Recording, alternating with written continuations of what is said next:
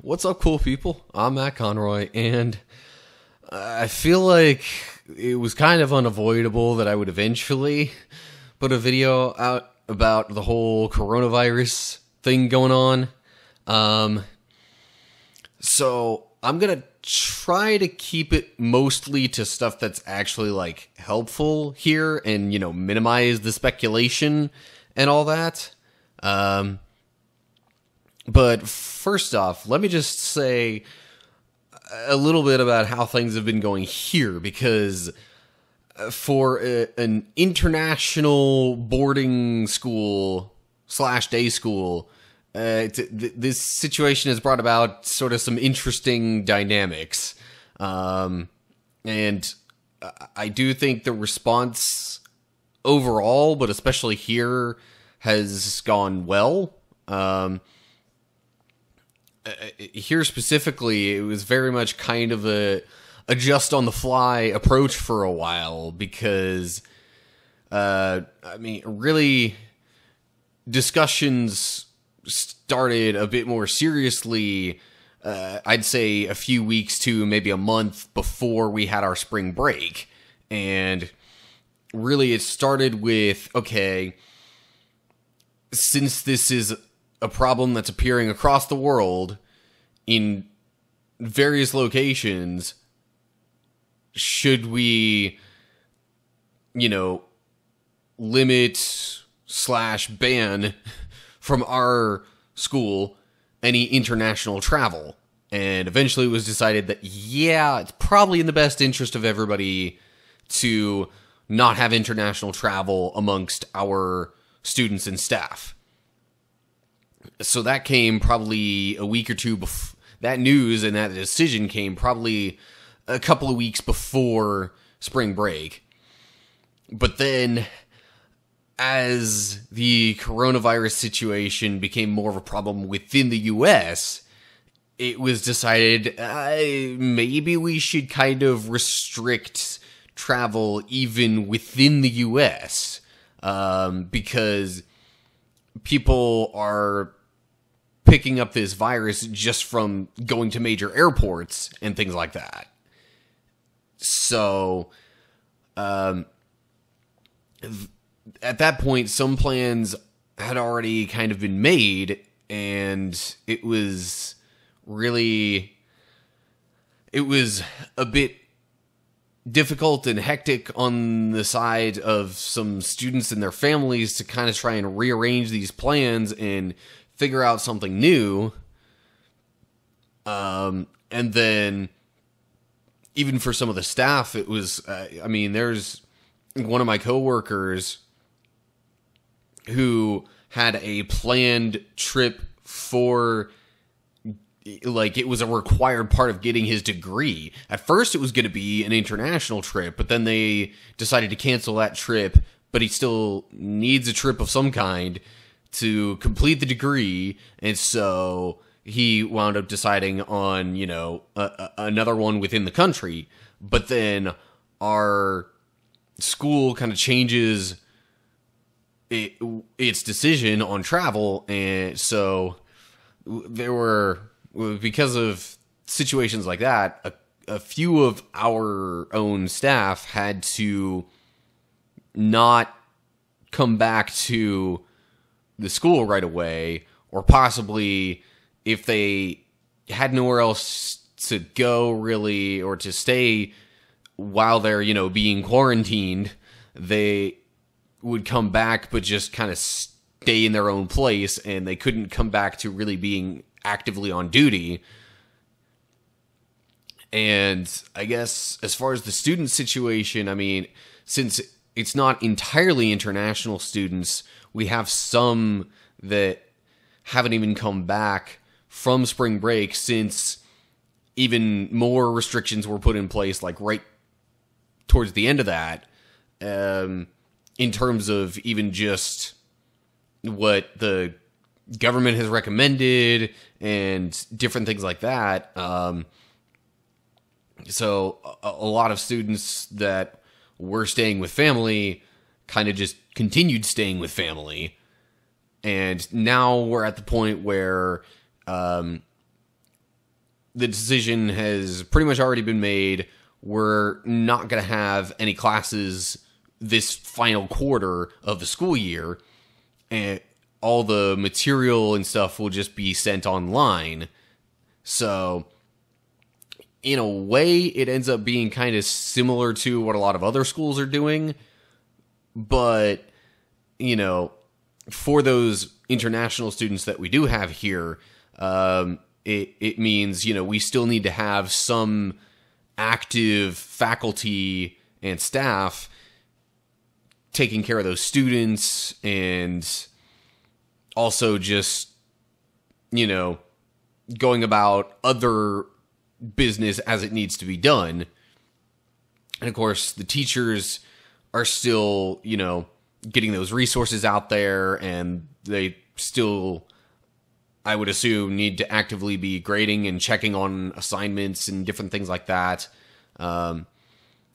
But yeah, so all that being said, I go back to saying that I know some people have been complaining that, you know, we're overreacting, that this wouldn't really have that much of an effect, but this is a situation where, at least in my opinion, it's very much a better safe than sorry type of scenario, because, you know, in the initial phases of, you know, virus outbreaks or pandemics or whatever you want to call them, there's, you know, it's one of those things where limiting exposure early on helps a lot with the process later, because that means more resources can be devoted to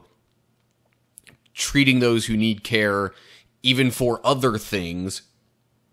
Because if we have a whole bunch of people being hospitalized just for coronavirus, and hospitals are getting full, and essentially people aren't, you know, getting care, that applies to more than just people getting coronavirus treatment. That applies to other, you know, urgent medical care as well. And, you know, when it comes to economic impact, really, yeah, the economy's gonna take a hit. Businesses are closing down and stuff, sure, and, you know, the thing is, if we assume that it's all okay and we go about business as usual, and basically we have as many people as possible get infected with this coronavirus, that means we have, you know, more people get exposed, which means more people end up getting, at the very least, quarantined, which limits their ability to, you know, buy things and, you know, pour into the economy. Or, you know, worst case scenario, they die, and guess what? Now we have fewer people to put money into the economy once this is all said and done. So, like, for right now, having people isolate might mean the economy takes a hit, but I think in the grand scheme of things, it means that there's less of an economic downturn. Like, sure, it would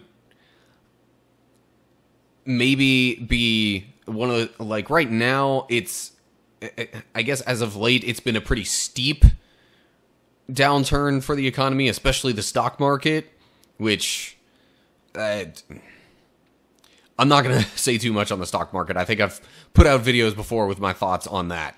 But anyway, it might be a little steeper now, but, like, that's going to flatten out sooner with this approach than it would if we had more and more and more people going about business as usual, but then getting exposed and having to quarantine or, like, seek really urgent care. And on top of, them just not being able to go to businesses and stuff while quarantined or because they die,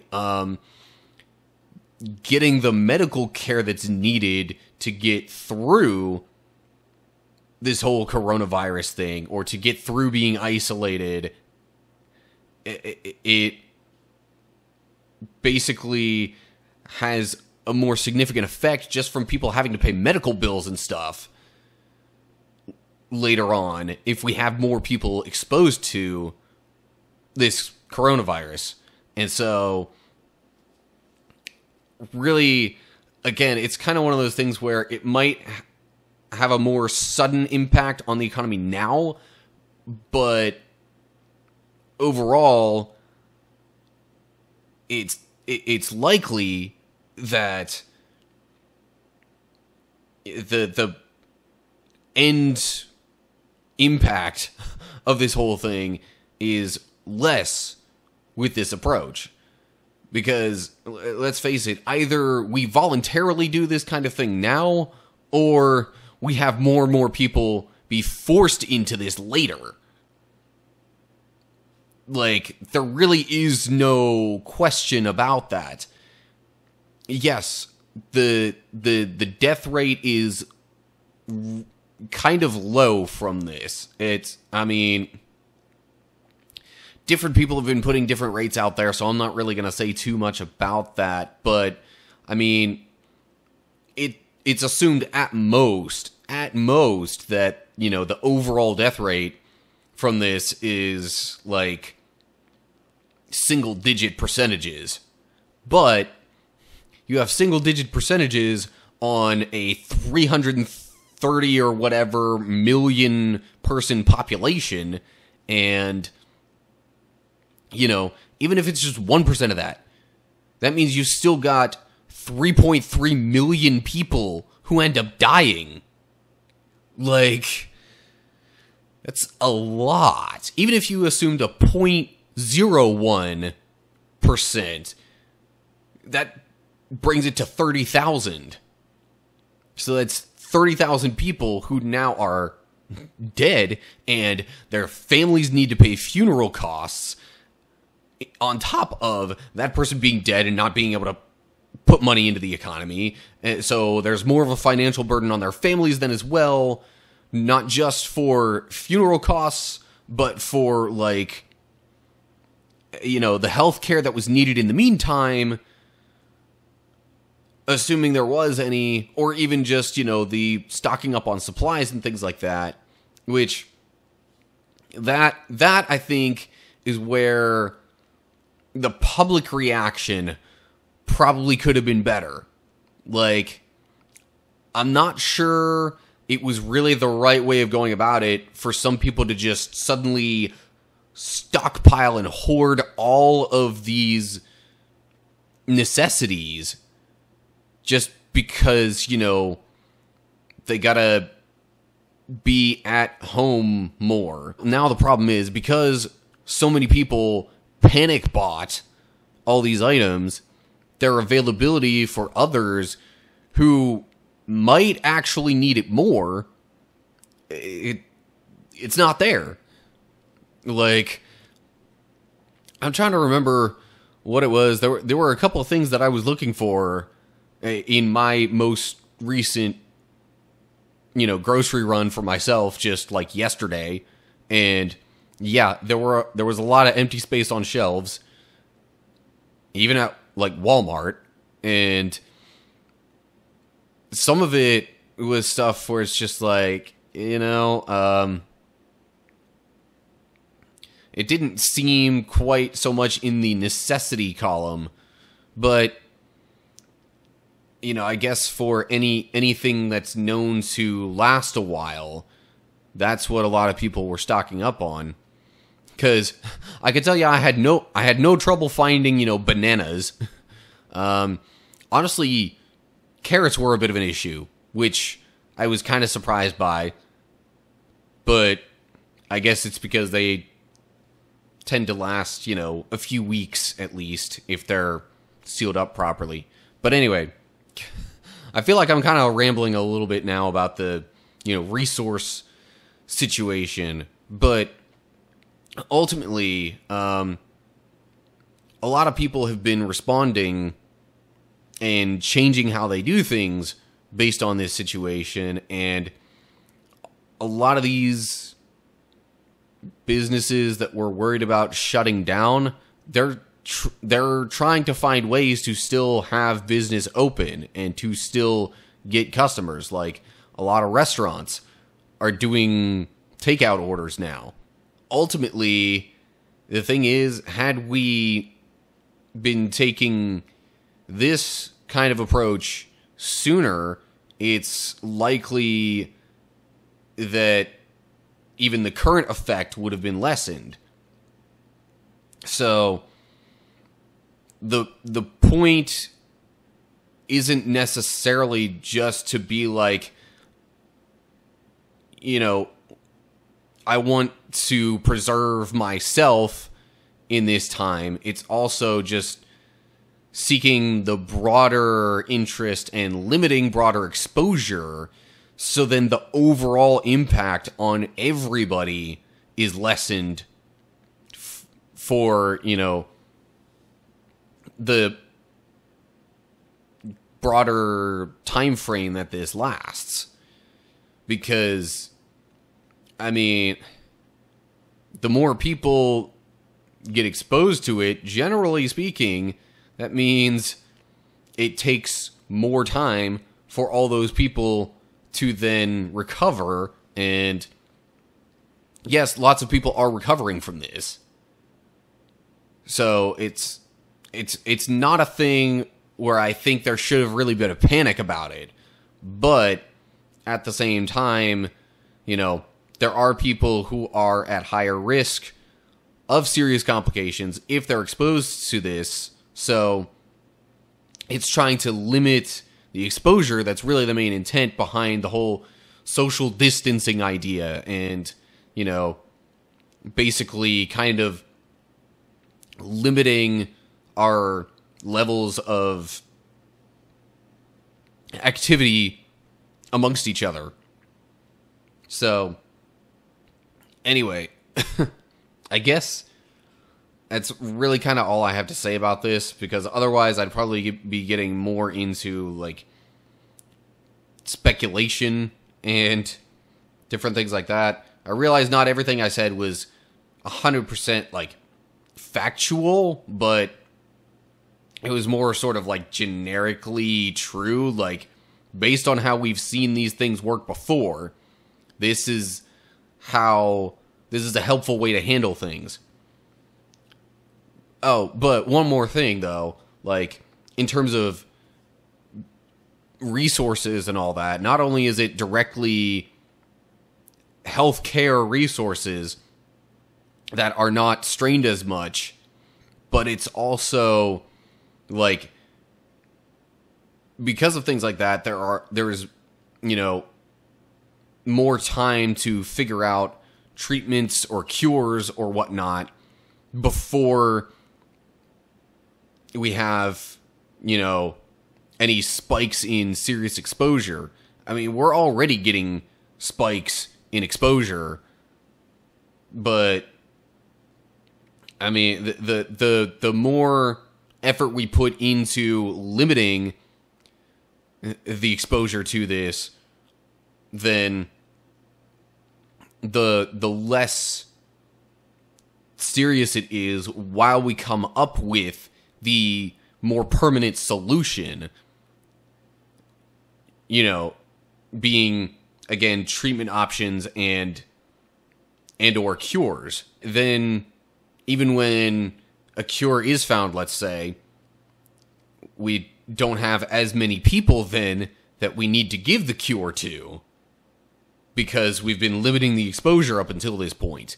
If we just went willy-nilly, just kind of lived our lives as normal and assumed we didn't need to do anything different, then we would have more people exposed, thus infected, thus needing a cure once the cure eventually did come.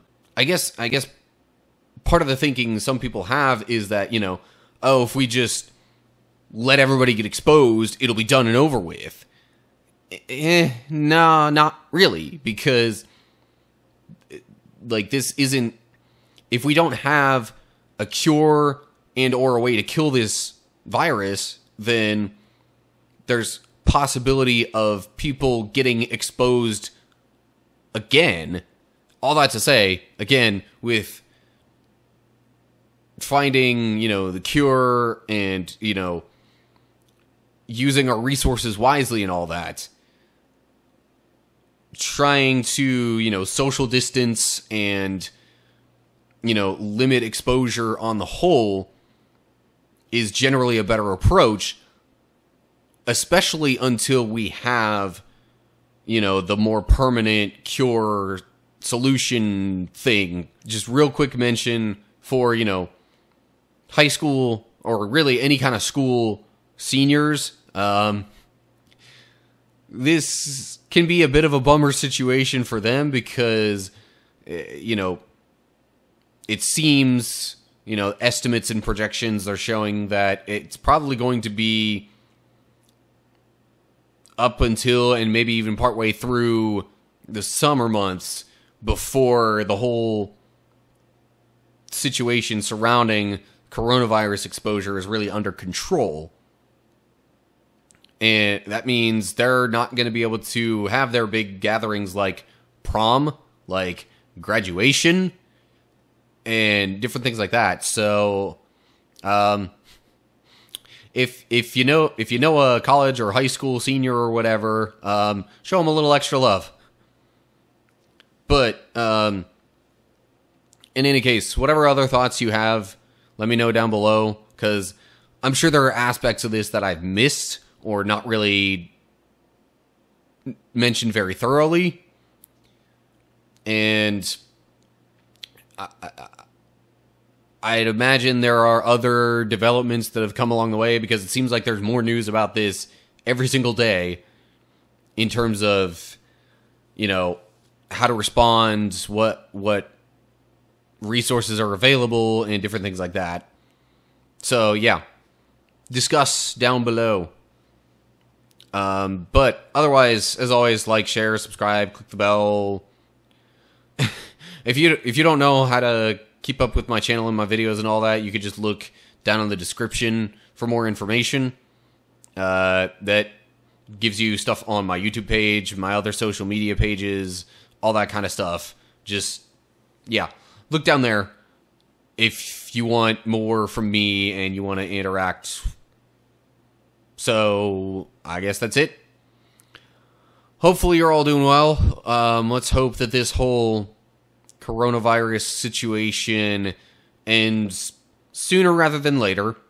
And really, mostly, I just hope that everybody is doing their part to minimize the impact of this.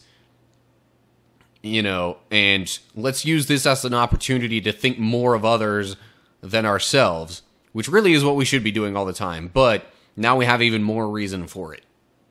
So, that's it. Hope you're all doing well. Hopefully I'll see you next time. But until then, stay cool, people.